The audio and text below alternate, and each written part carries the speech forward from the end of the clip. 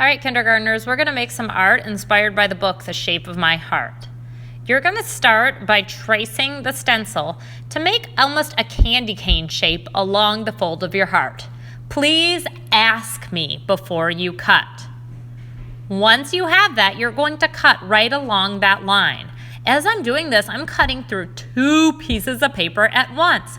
Pretty crazy. Now when I open it, I have a heart shape. I would like you to write your name on this heart. We're going to use it in our next class.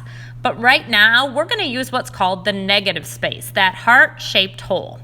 There is a clean side, a side that I haven't gotten any sort of pencil on, and a sloppy side.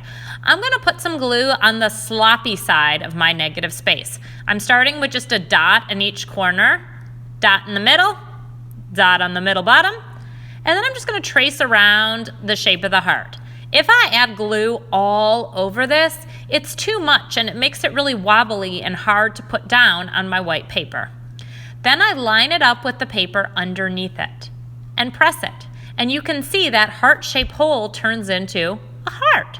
Now I'm going to give my paper a good old back rub to make that glue stick really well. And now I'm going to add shapes. All different shapes. I'm starting with a pastel, a circle, then a triangle, a heart inside of a heart, a rectangle, another oval, triangle. I'm going to add all different shapes. You have a learning guide that has images of different shapes. Take a look at this and you can use it for reference to help you as you're working.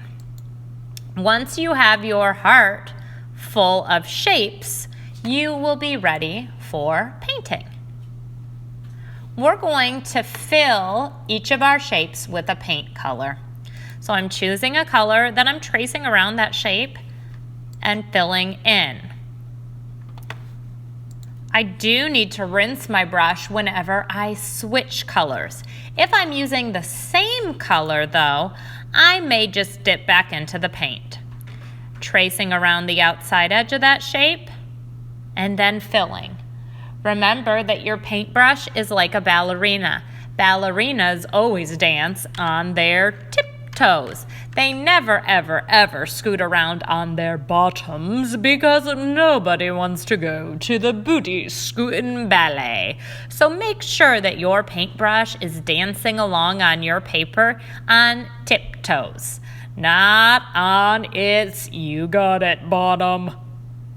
Filling each of those shapes carefully using good craftsmanship. Craftsmanship is how I make my art, carefully or quickly.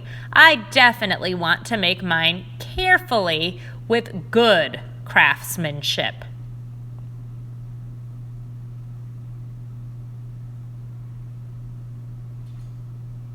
When all of my shapes are filled in, then my work is complete. I have a beautiful piece of art inspired by the shape of my heart that includes negative space. Great work, kindergartners.